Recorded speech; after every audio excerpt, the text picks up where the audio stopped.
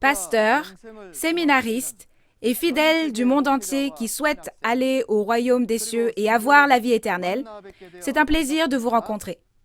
Merci beaucoup d'être venus à la conférence sur l'Apocalypse de Nouveau Ciel, Nouvelle Terre, Shincheonji. Je suis Jong-yeol Kwak, choisi au nom de Barthélemy, un disciple de Jésus. Aujourd'hui, à la suite de la dernière fois, je vais vous parler du contenu d'Apocalypse 13.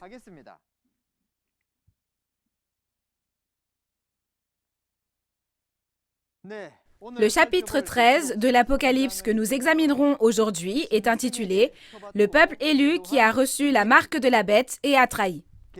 Dans Apocalypse 13, on parle du 666, le nombre qui intéresse le plus tous les croyants dans la Bible. Que pensez-vous que signifie le 666? Je vais vous parler de sa réalité à travers la parole d'aujourd'hui. Alors, j'espère que vous écouterez avec attention. Tout d'abord, un résumé de la référence. La référence que nous allons examiner aujourd'hui est ce que l'apôtre Jean a vu et écrit dans une vision il y a environ 2000 ans.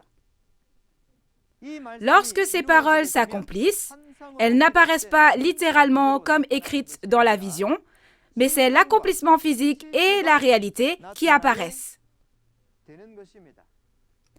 Cela signifie que le pasteur promis viendra accomplir la promesse. Dieu qui a prophétisé à Abraham est venu à Moïse et a accompli, et Dieu qui a promis aux prophètes de l'Ancien Testament est venu à Jésus et a accompli la prophétie. De même, les prophéties du Nouveau Testament sont également accomplies par la venue de Jésus qui les a promises. Avant que l'Apocalypse ne soit accomplie, elle était cachée et personne ne savait, mais quand elle est accomplie, l'accomplissement apparaît et il est donc impossible de mentir. Je vais donc maintenant vous témoigner des prophéties de l'Apocalypse, leur accomplissement et même leur réalité. Jésus a dit que ceux qui vont au royaume des cieux sont ceux qui gardent les paroles écrites dans l'Apocalypse sans y ajouter ni y retrancher. Par conséquent, j'espère que tous les pasteurs des églises écouteront ces paroles, les réaliseront et les enseigneront également à leurs membres. Donc j'espère que nous pourrons tous réaliser pleinement et croire à l'Apocalypse et aller au royaume des cieux sans y ajouter ni y retrancher. Le lieu des événements est le tabernacle du ciel d'Apocalypse 13, verset 6. Sa réalité est le ciel, le temple du tabernacle, c'est-à-dire le temple du tabernacle du ciel qui a trahi, et la raison pour laquelle cet endroit est appelé ciel est parce que c'est l'endroit où les 7 anges, les 7 étoiles, ont œuvré dans Apocalypse chapitre 1, 2 et 3. S'il y a des étoiles, ça devient le ciel, n'est-ce pas? Dans Matthieu 24, verset 29 et Apocalypse 6, le ciel où le soleil, la lune et les étoiles s'assombrissent et tombent est également le même ciel que le lieu des événements dans Apocalypse 13 et le même temple du tabernacle. En d'autres termes, le tabernacle des 7 chandeliers d'or où Jean a envoyé les lettres en tant que porte-parole dans Apocalypse 2 et 3 et le tabernacle du ciel dans Apocalypse 13 sont le même endroit. Le contenu des événements fait référence à la bête à 7 têtes et 10 cornes venant de la mer et faisant la guerre aux fidèles dans le tabernacle du ciel. Lors de cette guerre, la bête combat et vainc et donne la marque de la bête, le 666. C'est la trahison et la destruction, comme dans 2 Thessaloniciens 2, versets 1 à 3. Après la trahison et la destruction, Dieu a promis que le royaume éternel de Dieu sera établi et qu'il y aura le salut. J'espère que vous vérifierez la prophétie et la réalité du chapitre 13 aujourd'hui et deviendrez tous ceux qui obtiennent le royaume des cieux et l'espoir. Jetons donc un coup d'œil à la relation entre le chapitre 12 de l'Apocalypse que nous avons vu la dernière fois et le chapitre 13 dont nous allons parler aujourd'hui.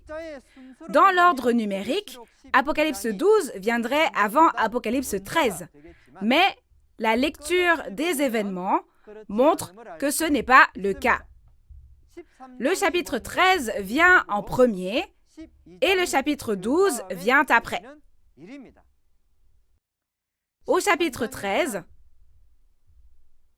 la bête qui est sortie de la mer, soit la bête à 7 têtes et 10 cornes, entre dans le tabernacle du ciel. C'est la première guerre dans l'Apocalypse. Et cette bête, c'est-à-dire le groupe du dragon, qui aura le pouvoir de régner en gagnant la bataille, et l'enfant né de la femme combattront dans Apocalypse 12, et c'est donc la deuxième guerre. Au chapitre 12, nous avons vu la défaite de la bête et le fait qu'elle est chassée du tabernacle du ciel à l'issue de cette deuxième guerre. Alors, regardons les paroles d'aujourd'hui, considérant qu'il y a eu la première guerre dans Apocalypse 13, avant la deuxième guerre dans Apocalypse 12. De plus, Apocalypse 13 et 14 sont des chapitres en opposition. Apocalypse 13 parle de recevoir la marque du diable et le résultat est l'enfer. Et Apocalypse 14 parle d'aller au royaume des cieux en étant scellé du sceau de Dieu et de Jésus. Pourquoi compare-t-on chaque chapitre de cette manière? C'est dans le but de chercher et de trouver le royaume des cieux. Puisque le résultat du royaume des cieux et de l'enfer sont déterminés par la marque du diable et le sceau de Dieu, il est important que tous les croyants sachent ce qu'est la marque du diable, le 666. Alors, sachons clairement, à travers le contenu d'Apocalypse 13, que nous découvrirons aujourd'hui ce qu'est cette marque. Premièrement, voyons le contenu principal d'Apocalypse 13.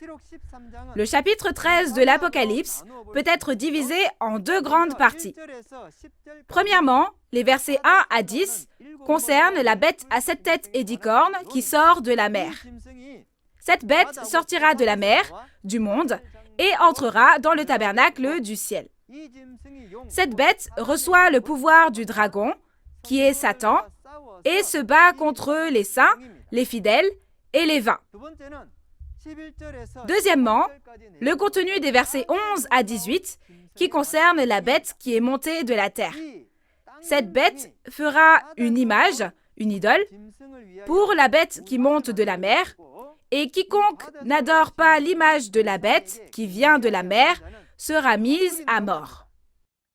Il est aussi celui qui donne la marque de la bête, le 666, sur le front et la main droite des fidèles. Afin de savoir quelle est la marque du diable, le 666, premièrement, nous devons savoir ce que sont la bête à 7 têtes et à 10 cornes, et la bête qui est venue de la terre, qui donne la marque du diable, où elle apparaît, où elle entre, et quel genre de travail elle fait, n'est-ce pas? Il faut faire ainsi pour connaître l'identité de la bête et ne pas recevoir la marque de la bête, la marque du diable qu'elle donne.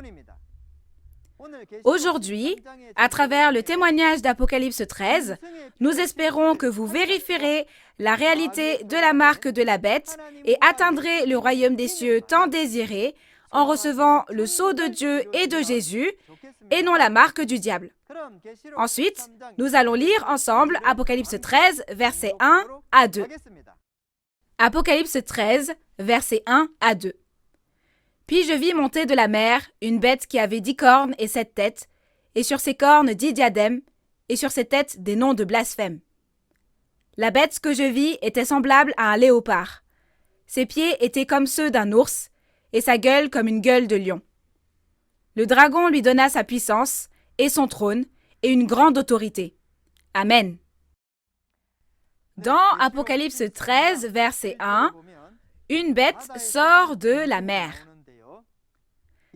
Quelle est cette bête à 7 têtes et 10 cornes? Celui qui dit « je » ici est Jean, n'est-ce pas? Lorsque Jean a vu cette bête sortir de la mer, elle avait l'apparence d'un léopard, la gueule d'un lion et les pattes d'un ours.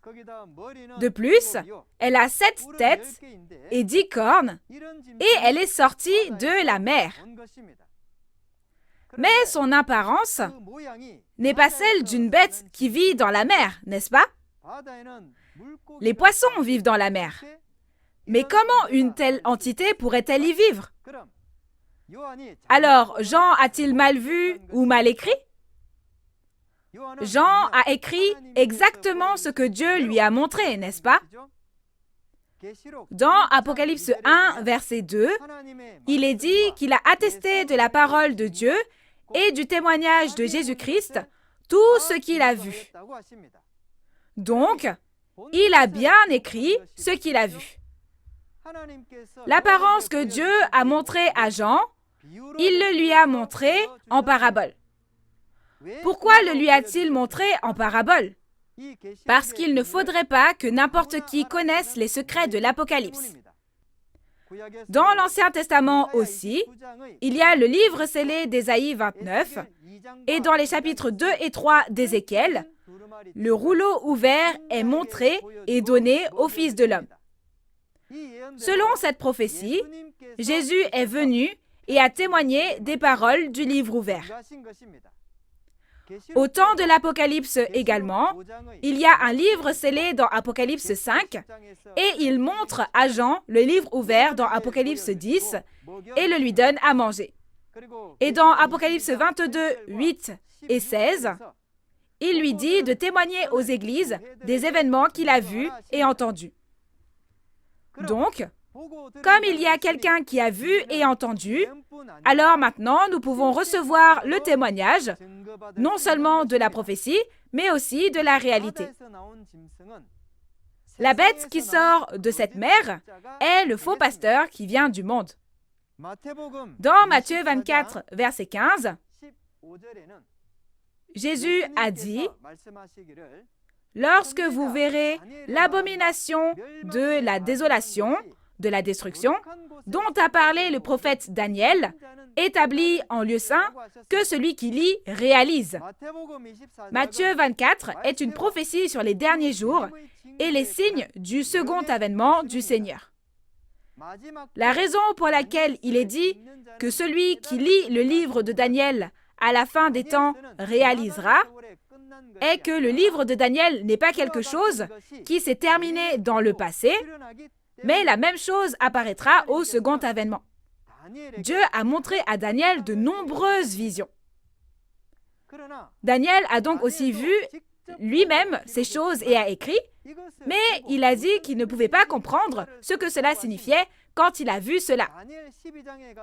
Quand on regarde au chapitre 12 de Daniel, on voit que Daniel a eu une vision et ne peut pas la réaliser. Dieu dit, « Daniel, ce n'est pas à toi de le savoir. Alors garde-le scellé jusqu'au temps de la fin. » Quand pourra-t-on réaliser les paroles qui ont été scellées même à Daniel, qui avait vu et entendu de Dieu? Cela ne peut être réalisé que lorsque la réalité de l'Apocalypse apparaît dans la fin des temps promise. Dans Daniel 7, versets 2 à 7, Daniel a une vision. 4 grandes bêtes sont sorties de la mer et leur apparence était comme celle d'un lion, d'un aigle, d'un ours et d'un léopard. Le verset 17 dit que la mer est le monde et que les bêtes sont des rois. En d'autres termes, cela signifie les pasteurs qui viennent du monde.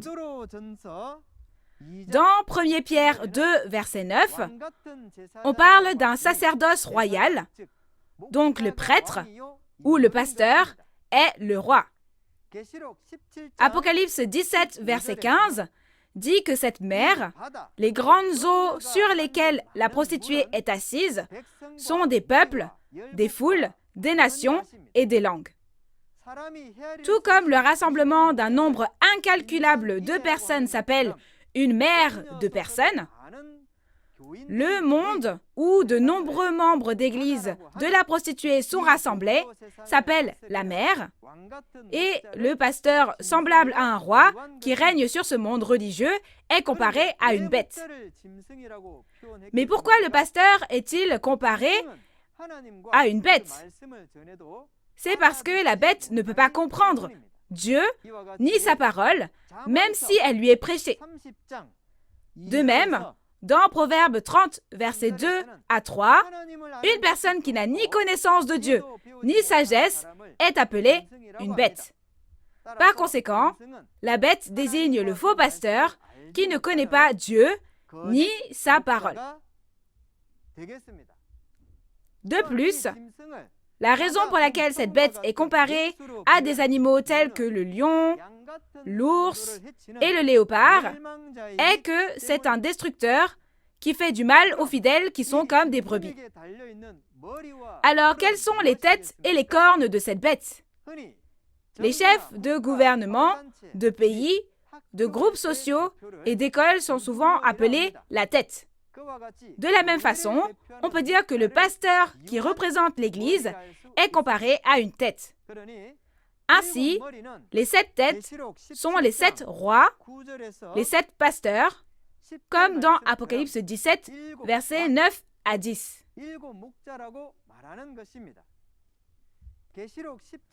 Ce sont les pasteurs qui gouvernent et contrôlent les membres d'église du monde, comme les grandes eaux, dans Apocalypse 17, verset 15. Tout comme les cornes attachées à la tête des bêtes sont utilisées comme armes lors des combats, les cornes en parabole symbolisent la figure d'autorité qui combat au nom de la tête, le chef des pasteurs. Dans Apocalypse 17, verset 12, il est dit que ces cornes sont 10 rois. Pourtant, ils n'ont pas de royaume, mais ils ont reçu l'autorité comme des rois. Ainsi, les têtes et les cornes font référence aux 7 pasteurs et aux 10 figures d'autorité appartenant au destructeur. Alors, qu'est-ce que la bête qui a reçu le trône et l'autorité de la part du dragon? Le dragon est le serpent ancien, Satan et le diable, comme il est dit dans Apocalypse 20, verset 2. Ainsi, le dragon fait référence au mauvais esprit, Satan. Satan a donné le pouvoir à de faux pasteurs, semblables à une bête. Recevoir le trône signifie que les mauvais esprits sont avec eux, et recevoir l'autorité signifie prêcher les paroles de cet esprit mauvais, c'est-à-dire Satan, et faire son œuvre. En d'autres termes, le pasteur comparé à la bête de la mer n'est pas un vrai pasteur, mais un faux pasteur, travaillant non pas en tant que porte-parole ou au nom de Dieu, mais en tant que porte-parole et au nom de Satan. Tout comme Satan et les mauvais esprits prennent des gens pour trône et sont avec eux, Dieu et Jésus ont aussi pris quelqu'un pour trône. Dans Apocalypse 3, verset 21, Jésus dit « Celui qui vaincra, je le ferai asseoir avec moi sur mon trône. » Nous devons être capables de distinguer le trône sur lequel est assis le vainqueur et le trône sur lequel est assise cette bête. Ensuite, nous allons lire les paroles d'Apocalypse 13, versets 3 à 5. Apocalypse 13, versets 3 à 5. Et je vis l'une de ses têtes comme blessée à mort, mais sa blessure mortelle fut guérie. Et toute la terre était dans l'admiration derrière la bête. Et ils adorèrent le dragon, parce qu'il avait donné l'autorité à la bête. Ils adorèrent la bête en disant « Qui est semblable à la bête, et qui peut combattre contre elle ?» Et il lui fut donné une bouche qui proférait des paroles arrogantes et des blasphèmes. Et il lui fut donné le pouvoir d'agir pendant 42 mois. Amen. On dit qu'une des 7 têtes a été blessée puis guérie. Quelle est cette blessure? Bien qu'il y ait l'accomplissement physique, je vais vous en parler en utilisant des pseudonymes. À ce moment-là, M. Kem et M. Laterre, du Centre d'éducation des intendants, se sont disputés pour un poste semblable à celui de chef de l'organisation. Dans cette lutte, M. Laterre, qui n'avait pas pu occuper le poste, a été blessé dans son cœur et était sur le point d'arrêter de travailler au Centre d'éducation des intendants. Ainsi, la blessure que l'une des 7 têtes a reçue est une blessure au cœur causée par une lutte pour l'autorité. Cependant, puisqu'il a été dit que sa blessure était guérie, sa blessure au cœur a été résolue car M. Laterre a obtenu cette position de chef. Ainsi, M. Laterre devient le pasteur représentatif des 7 têtes et fait l'œuvre de la destruction. Alors, maintenant, la terre entière adore la bête et le dragon. En conséquence, les habitants du tabernacle, comme de la terre, servent les faux pasteurs comme des bêtes et adorent le dieu du diable comme le dragon. Apocalypse 13, verset 5, dit que cette bête a reçu l'autorité de travailler pendant 42 mois. Quelle est cette autorité? Dans Apocalypse 11, verset 2, il est dit que la bête, soit les païens, fouleront aux pieds pendant 42 mois et dans la référence principale, il est dit qu'il lui fut donné une bouche qui proférait des paroles arrogantes et des blasphèmes. Elle a donc reçu l'autorité de donner le sermon et de gouverner pendant 42 mois. Ces 42 mois peuvent être considérés comme la période de destruction de l'Apocalypse du Nouveau Testament. Elle s'étend de septembre 1980 à mars 1984. Une période de destruction était également promise dans l'Ancien Testament. Dans Jérémie 25, versets 9 à 11, il était dit que Juda et Jérusalem serviraient Babylone pendant 70 ans. Il y avait donc une période de destruction de 70 ans. Daniel 9, verset 2, dit aussi que la désolation de Jérusalem prendra fin dans 70 ans. De même, il y aura l'œuvre de la destruction au second avènement du Seigneur. Dans Matthieu 24, verset 15, l'abomination de la désolation, de la destruction, se tient dans le lieu saint. Dans l'Ancien Testament, c'était 70 ans, mais au second avènement, c'est 42 mois, soit 3 ans et demi, comme on peut le vérifier dans les paroles de l'Apocalypse. Quant à la raison de cette réduction, il est dit que c'était à cause des élus pour qu'ils soient sauvés dans la chair. Ainsi, au second avènement du Seigneur aujourd'hui, nous pouvons voir que Jésus a promis non seulement le salut de l'esprit, mais aussi le salut du corps.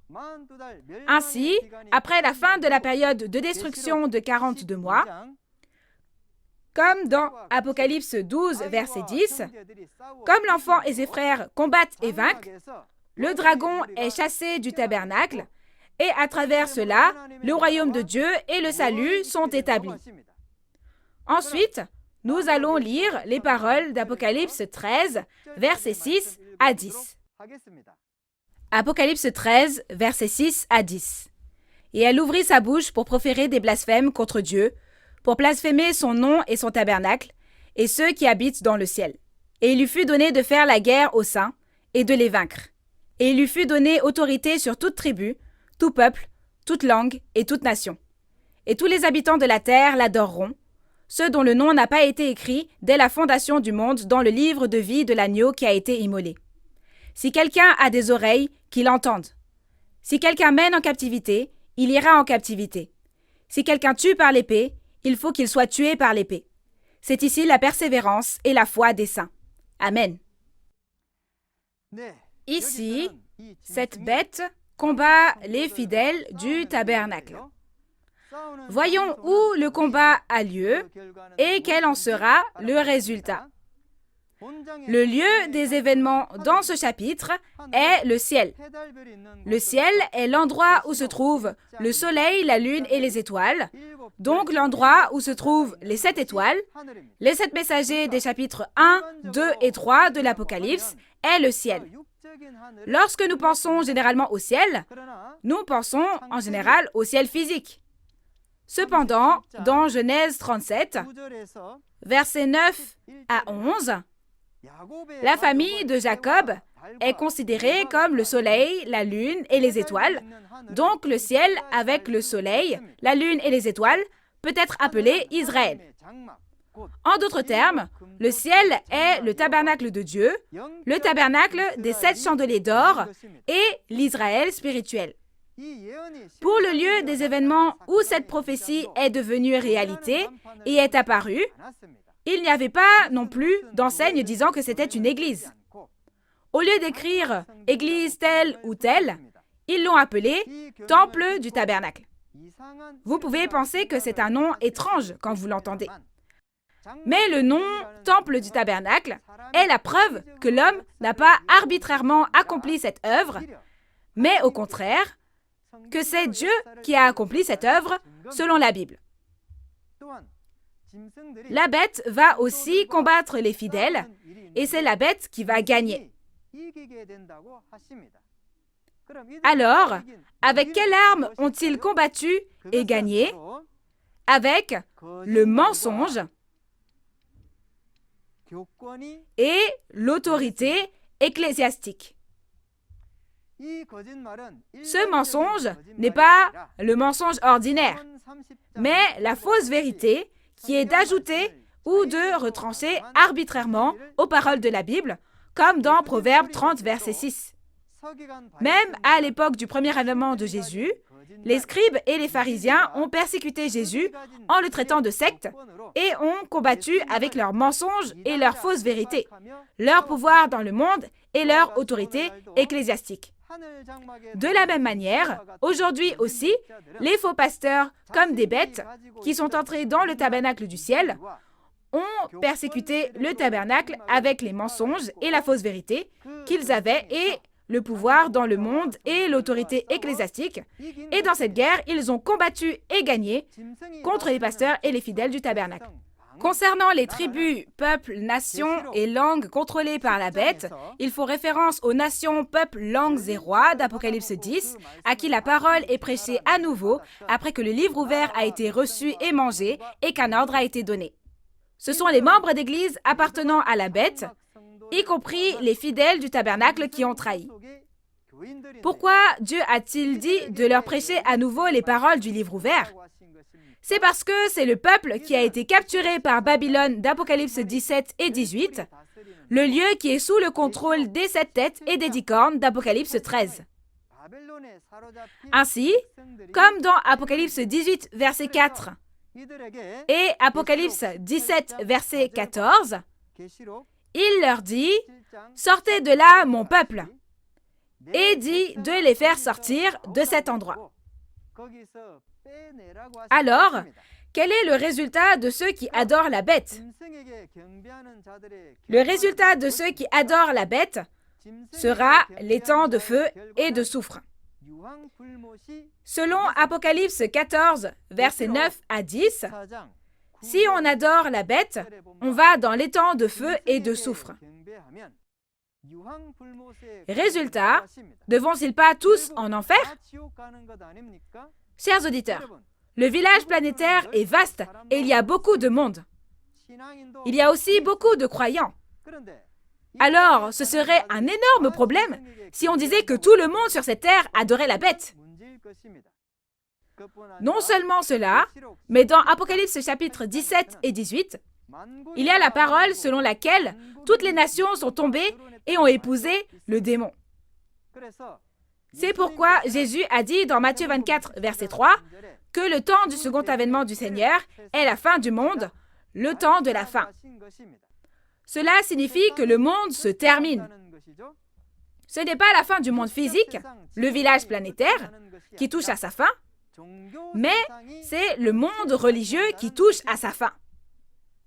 Au premier avènement aussi, dans Matthieu 4, Satan montra toutes les nations et dit qu'elles étaient toutes à lui. C'est encore le cas aujourd'hui. Croyez en Jésus, croyez en Dieu. C'est facile à dire, mais c'est croire en quoi? C'est croire et tenir cette parole de la promesse. Avant que les paroles d'Apocalypse 13 ne s'accomplissent, nous attendions qu'elles se réalisent un jour. Mais lorsque ces paroles s'accomplissent et apparaissent, c'est différent. Cela signifie que nous devons avoir le cœur qui croit après avoir vu et entendu l'accomplissement physique qui est apparu selon cette promesse, une fois complète, et de la persévérance. Ceux qui croient en l'accomplissement physique qui est apparu selon la parole de cette prophétie ne se prosterneront pas devant les destructeurs, ni ne leur appartiendront lorsque ces derniers apparaîtront dans le tabernacle du ciel. Cependant, si on ne croit pas à cette parole, on est détruit par la bête de la mer.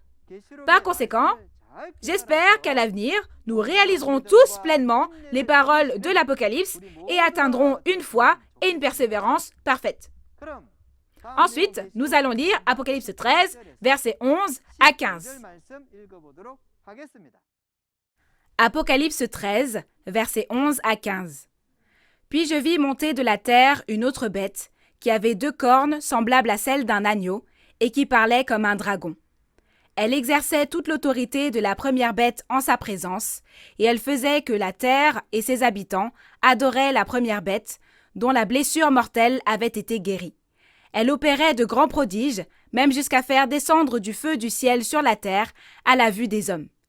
Et elle séduisait les habitants de la terre par les prodiges qui lui étaient donnés d'opérer en présence de la bête, disant aux habitants de la terre de faire une image à la bête qui avait la blessure de l'épée et qui vivait. Et il lui fut donné d'animer l'image de la bête, afin que l'image de la bête parlât, et qu'elle fit que tous ceux qui n'adoreraient pas l'image de la bête fussent tués. Amen. Alors, quelle est la bête qui est montée de la terre? Premièrement, au verset 11, il est dit « Puis je vis monter de la terre une autre bête ». C'est donc un verset qui nous dit que le vainqueur a vu la bête qui est montée de la terre. Alors, quelle est la bête qui est montée de la terre? Pour connaître la marque du 666, vous devez connaître cette bête de la terre. Parce que la bête qui monte de la terre donne la marque du 666. La réalité de cette bête de la terre est Monsieur le serpent du temple du tabernacle. La bête qui est montée de la terre est la chair qui est issue du tabernacle des 7 chandeliers d'or et est devenue un avec les destructeurs. Dans Apocalypse 2, verset 6, il est appelé Nicolas, et dans Apocalypse 2, verset 14, il est comparé à Balaam, et dans Apocalypse 8 et 9, il est comparé à l'étoile absinthe. Son accomplissement physique, c'est Monsieur le serpent du temple du tabernacle. Alors, quelle est la différence entre la bête qui monte de la mer et la bête qui monte de la terre? Comme son nom l'indique, la bête de la mer vient de la mer, c'est-à-dire le monde, et la bête de la terre vient de la terre, c'est-à-dire le tabernacle.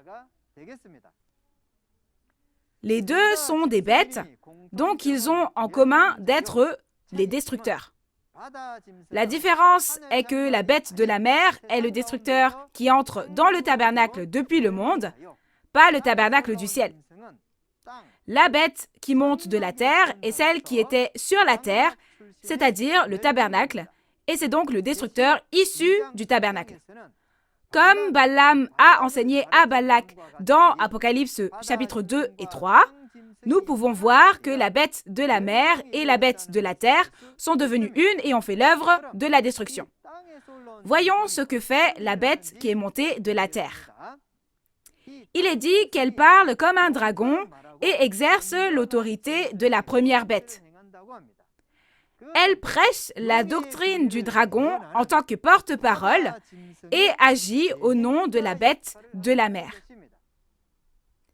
On dit aussi qu'elle fait adorer la bête qui est sortie de la mer, et cela signifie qu'elle fait croire et suivre cette bête de la mer, le pasteur de la destruction, comme si c'était le vrai pasteur.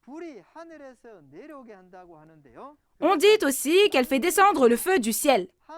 C'est la bête de la terre qui fait descendre le feu du ciel vers la terre, n'est-ce pas? Mais ce n'est pas un feu physique à prendre au pied de la lettre. L'Apocalypse de Jean est écrite en parabole et en vision. Lorsque la bête de la terre fait descendre le feu du ciel, elle fait descendre la doctrine de la bête vers les fidèles sur l'autel du tabernacle et tue leur esprit vivant. Jérémie 5, verset 14 dit que la parole de Dieu est comme le feu. Aussi, Jésus dit dans Luc 12, verset 49, « Je suis venu jeter un feu sur cette terre. » Alors, est-ce qu'un feu physique sortait de la bouche de Jésus? Ce n'est pas ça, n'est-ce pas? De la bouche de Jésus sont sorties les paroles de vérité. Le feu de la bête, à l'inverse, est la fausse doctrine qui sort de la bouche du faux pasteur. Dans Apocalypse 9, verset 17, les cavaliers de Satan sortent, et quand on regarde leurs chevaux et leurs cavaliers, du feu, de la fumée et du soufre sortent de leur bouche, et ils tuent un tiers des hommes avec cela. Le feu ici n'est pas le feu physique, et la mort n'est pas la mort physique non plus. C'est le feu spirituel, la fausse doctrine et la mort spirituelle, soit la mort des esprits des fidèles. À l'inverse, dans Apocalypse 11, verset 5, le feu sort de la bouche des deux témoins et consume leurs ennemis. Il ne s'agit pas de consumer le corps avec le feu physique, mais de consumer l'esprit de l'ennemi avec la parole de vérité, qui est un feu spirituel. De même, les paroles et les fausses doctrines qui sortent de la bouche de la bête de la terre deviennent du feu et tuent les esprits des fidèles du tabernacle. Alors, quelle est l'image, soit l'idole faite par la bête? Les idoles sont de faux pasteurs établis par le destructeur. Dans Apocalypse 2, il est dit qu'ils ont mangé les viandes sacrifiées aux idoles, et c'est précisément de ces idoles dont on parle ici. Le lieu des événements d'Apocalypse 2 et 3 et d'Apocalypse 13 est donc le même, n'est-ce pas? De plus, dans Daniel chapitre 3, le roi Nebuchadnezzar de Babylone fait faire une idole et tue tous ceux qui ne l'adorent pas. Dans Apocalypse 13, ils ont érigé des idoles et ils veulent tuer ceux qui ne se prosternent pas parmi les fidèles dans le tabernacle du ciel. On peut donc dire que c'est une situation similaire à celle de Daniel 3, où le roi de Babylone érige une idole. Alors, qu'est-ce que l'image, l'idole en parabole, dont on parle dans les prophéties de la Bible? Dieu dit dans Habakkuk 2, verset 18, que les idoles sont de faux enseignants. Quand on dit idole, on pensait à une idole physique, au fait de se rendre dans un temple pour faire un Bouddha et se prosterner devant lui. Mais ce n'est pas le cas. Une idole physique est juste un morceau de fer qui ne peut pas bénir les hommes ni leur nuire. Les idoles ici parlent de personnes, c'est-à-dire de faux pasteurs. La prophétie selon laquelle la bête de la terre a érigé une idole s'est également accomplie aujourd'hui. Dans la réalité, il y a 17 évangélistes du temple du tabernacle qui ont été ordonnés pasteurs. À cette époque, les pasteurs, comme des bêtes qui sont entrés dans le tabernacle, ont ordonné pasteurs d'une seule imposition des mains 17 évangélistes issus du tabernacle qui ne sont pas allés à l'école de théologie et n'ont pas obtenu de diplôme. Si une personne qui n'est pas diplômée d'une école de théologie devient pasteur avec une seule imposition des mains, quel est le besoin des écoles de théologie? Ainsi, à travers cet événement, nous pouvons voir que les destructeurs sont plus corrompus que le monde. Ainsi, ils étaient à l'origine des évangélistes du temple du tabernacle, mais maintenant, ils sont devenus un avec les destructeurs et sont devenus comme des idoles qui tuent les esprits des fidèles du tabernacle.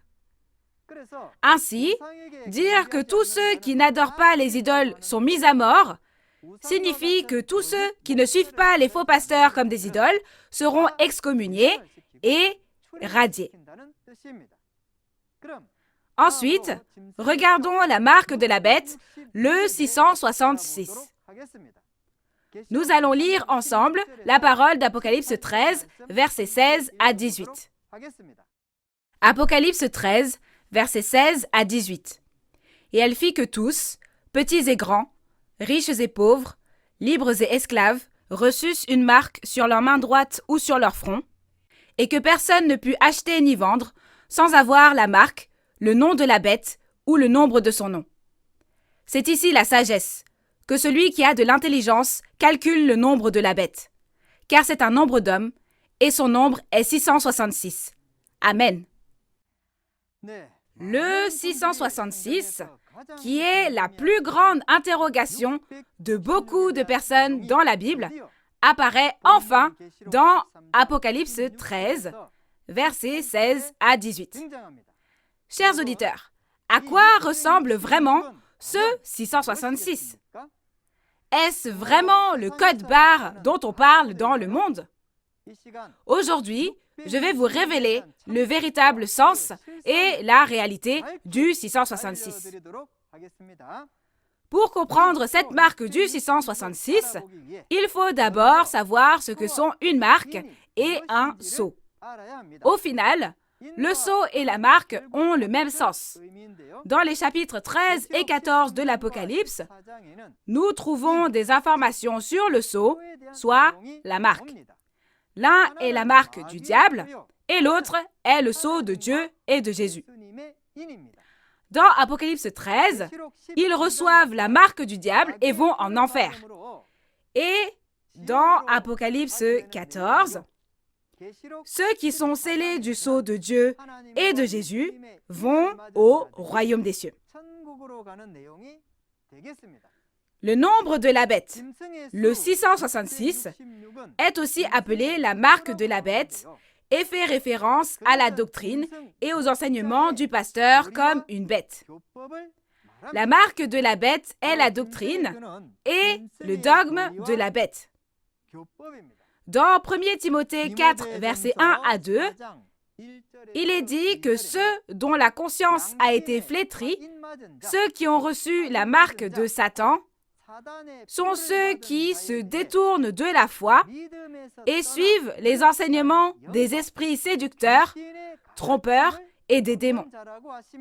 D'un autre côté, Jean 3, versets 31 à 34, dit que ceux qui reçoivent le témoignage de Jésus sont scellés. Ceux qui ont été scellés du sceau de Dieu et de Jésus sont ceux qui acceptent la parole. Mais dans Apocalypse 13, la marque a été donnée avec le nom de la bête, n'est-ce pas? Si le nom de Dieu est la parole de Dieu dans Jean 1, verset 1, alors le nom de la bête fait référence à la doctrine de la bête. En d'autres termes, donner la marque avec le nom de la bête signifie transmettre la doctrine et le dogme de la bête. Alors, où ont-ils reçu la marque? Il est dit qu'ils l'ont reçue sur le front, n'est-ce pas? À travers cette réalité qui est apparue, nous pouvons aussi réaliser comment la prophétie s'est accomplie. Où les 17 évangélistes issus du temple du tabernacle ont-ils reçu l'imposition des mains sur la tête? Ils ont reçu la marque sur le front et où aussi? Sur la main droite, pas sur la gauche. Et la prophétie s'est accomplie lorsque les membres du temple du tabernacle ont levé la main droite et ont prêté serment et ont dit accepter la doctrine de la bête.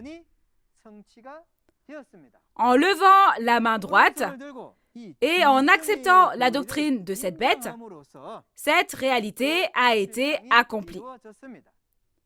Alors, qu'est-ce que cela signifie de ne pas pouvoir acheter ni vendre? Cela signifie de ne pas pouvoir prêcher ni écouter le sermon. Dans Matthieu 13, versets 45 et 46, la prédication de la parole est comparée au commerce de perles. De plus, dans Matthieu 25, le commerce de la parole est comparé au commerce des talents. On peut dire que faire du commerce consiste à acheter et à vendre, n'est-ce pas? Ainsi, l'interdiction d'acheter et de vendre pour ceux qui n'ont pas reçu la marque signifie que ceux qui n'acceptent pas le fait qu'il y a eu une telle ordination ne sont pas autorisés à prêcher ni à écouter de sermons.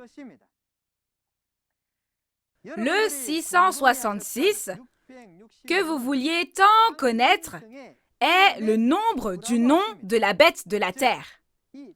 En d'autres termes, cette bête de la terre a pour nom 666.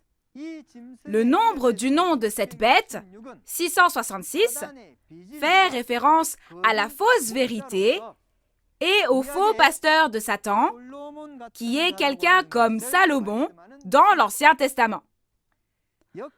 Dans 2 Chroniques 9, verset 13, celui qui possède le 666 est Salomon. En d'autres termes, ce nombre symbolise Salomon. Alors, qu'est-ce que Salomon a fait? Voyons quel genre de personne Salomon était à travers 1er Roi 10 et 11. Salomon a fait des boucliers avec de l'or, a construit le haut lieu à Jérusalem et y a adoré. Il a aussi adoré des dieux païens et a fait appartenir à Satan toute la nation d'Israël. Dans ce chapitre 13 de l'Apocalypse, la bête de la terre détruit le tabernacle du ciel représentant l'Israël spirituel avec le pouvoir qu'elle a reçu de la bête de la mer. Comment l'a-t-il détruit? Il a reçu des doctrines païennes semblables à l'or des impôts des païens et a établi des évangélistes comme des idoles dans le temple du tabernacle et s'est protégé en les utilisant comme boucliers. En même temps, il a fait manger aux fidèles du tabernacle les viandes sacrifiées aux idoles et les a fait adorer les idoles. Ce sont les mêmes actions que Salomon. Dans la réalité, le fait de recevoir la marque dans Apocalypse 13 fait référence à l'événement au cours duquel un tiers des hommes meurent cette année, ce mois, ce jour et cette heure dans Apocalypse 9, verset 15. Le jour et l'heure peuvent être témoignés à travers ceux qui ont vu et entendu à l'endroit où cela s'est accompli. Toutes ces choses se sont accomplies le 20 septembre 1981 à 14 heures lors de la cérémonie de nomination des pasteurs. Alors, Voyons quel sera le résultat pour ceux qui ne savent pas quelle est la marque de la bête et la reçoivent. Quel est le résultat de recevoir la marque de la bête? Il est dit que le résultat de recevoir la marque de la bête est au final l'étang de feu et de soufre, et ceux qui ne reçoivent pas la marque de la bête participent à la première résurrection.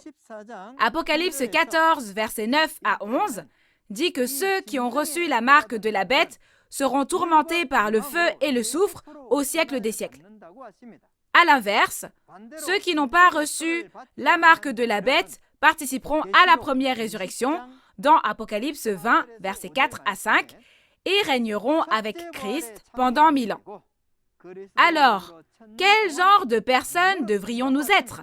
Maintenant, si vous réalisez ce qu'est le fait de recevoir la marque de la bête et toutes ces choses, j'espère que vous accepterez la parole de l'Apocalypse et la graverez dans votre cœur, afin que vous puissiez devenir une personne scellée du sceau de Dieu et atteindre le royaume des cieux que vous désirez tant.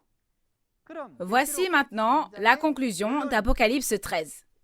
Si l'on est un fidèle qui croit vraiment à l'accomplissement des prophéties de la Bible, on doit connaître le tabernacle, la bête qui a dévoré le tabernacle, et le pasteur promis qui a combattu et vaincu la bête dans ce chapitre.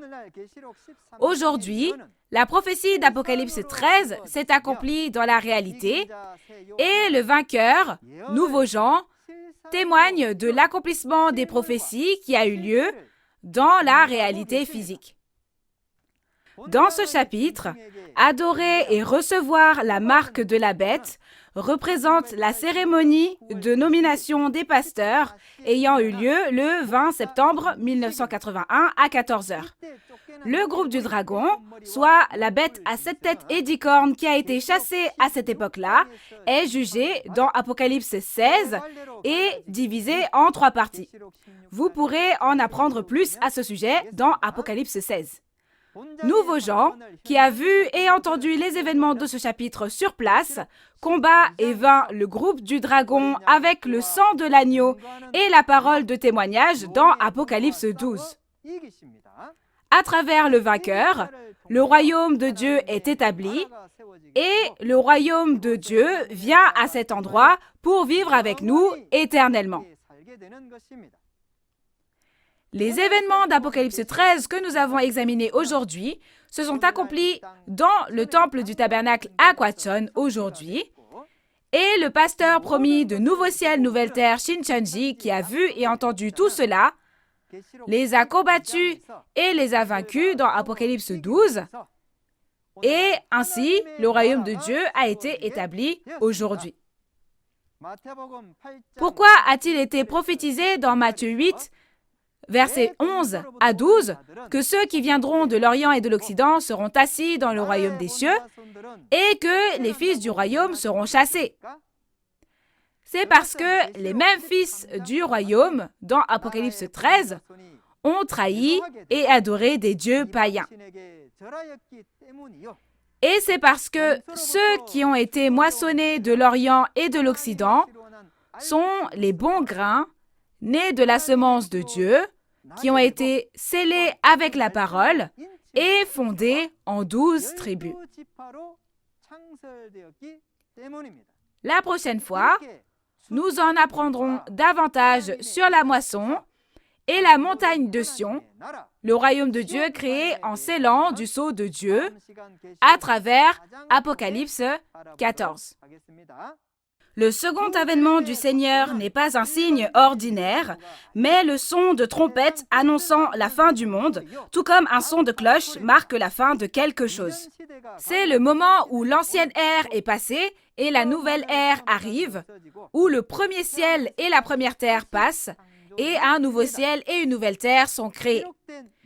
Puisque les prophéties écrites s'accomplissent sans ajouter ni retrancher, connaître et croire toutes les paroles promises concernant ce qui passera et ce qui sera recréé, c'est croire en Jésus.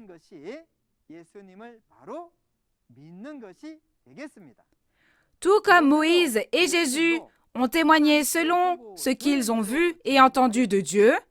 Aujourd'hui, le président de Nouveau Ciel, Nouvelle Terre, Shincheonji, Man Hee-lee, est aussi celui qui témoigne de ce qu'il a vu et entendu de Jésus en tant que messager de Jésus dans Apocalypse 22, verset 16. Pasteurs, séminaristes et fidèles du monde entier qui sont frères et sœurs dans la foi.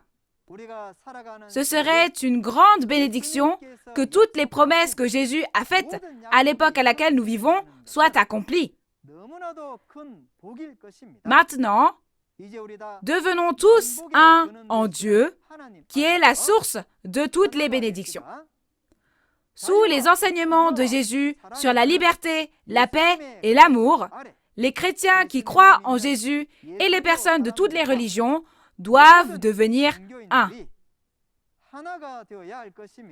Si nous devenons un, la guerre prendra fin et la paix mondiale sera établie. Et nous vivrons ensemble pour toujours au royaume des cieux. Dans la liberté, la paix et l'amour, construisons un monde du royaume des cieux sans péché ni loi. Nous sommes un. We are one. Merci. Nous allons prier tous ensemble. Dieu notre Père, qui est plein d'amour et de grâce, merci d'avoir permis cette précieuse conférence sur l'Apocalypse aujourd'hui et de nous avoir permis de méditer sur les paroles d'Apocalypse 13. Ce livre, qui avait été scellé dans la main droite de Dieu pendant 2000 ans, a été ouvert par Jésus en ouvrant les sceaux. Merci d'en avoir témoigné clairement à travers le pasteur promis aujourd'hui. Veuillez nous bénir tous afin que nous puissions tous atteindre le royaume des cieux et la vie éternelle en réalisant l'Apocalypse, la loi de la nouvelle alliance.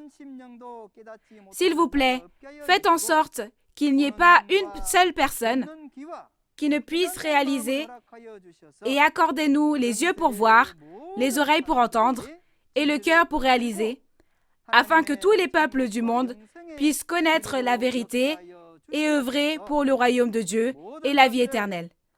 Nous rendons grâce pour toutes choses et nous prions toutes ces paroles au nom de Jésus. Amen. Je regardais et voici l'agneau se tenait sur la montagne de Sion et avec lui 144 000 personnes. Alors l'agneau ici se réfère à Jésus, n'est-ce pas? Où Jésus viendra-t-il lors du second avènement? Il vient sur cette montagne de Sion. Le lieu de rencontre qui relie Jésus et les 144 000, c'est la montagne de Sion, n'est-ce pas? N'y a-t-il que les 144 000 qui doivent aller au royaume des cieux où se trouvent Dieu et Jésus? Tous les pasteurs qui écoutent cette parole seront les meilleurs pasteurs, reconnus par Dieu, s'ils réalisent d'abord la parole, puis témoignent de la parole de vérité aux fidèles qui leur appartiennent, afin qu'ils puissent être moissonnés. Chers auditeurs, avez-vous reçu beaucoup de grâce à travers la parole aujourd'hui? Comme vous avez pu le voir dans la vidéo, ce jeudi, l'instructeur Jong-Woo Lee de la tribu de Pierre prêchera la parole sur Apocalypse 14. L'heure est la même qu'aujourd'hui, à 10 heures. J'espère que vous participerez et réaliserez la vraie volonté de Dieu et le royaume des cieux.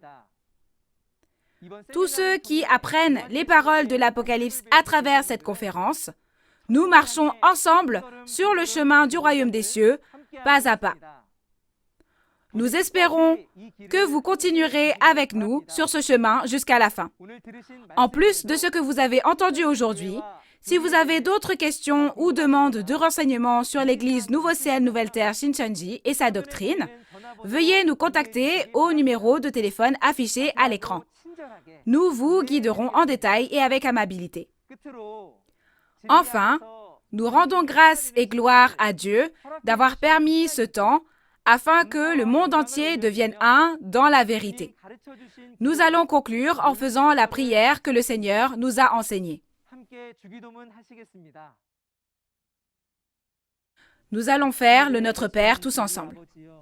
Notre Père qui es aux cieux, que ton nom soit sanctifié, que ton règne vienne, que ta volonté soit faite sur la terre comme au ciel. Donne-nous aujourd'hui notre pain de ce jour. Pardonne-nous nos offenses, comme nous pardonnons aussi à ceux qui nous ont offensés. Et ne nous laisse pas entrer en tentation, mais délivre-nous du mal. Car c'est à toi qu'appartiennent le règne, la puissance et la gloire pour les siècles des siècles. Amen.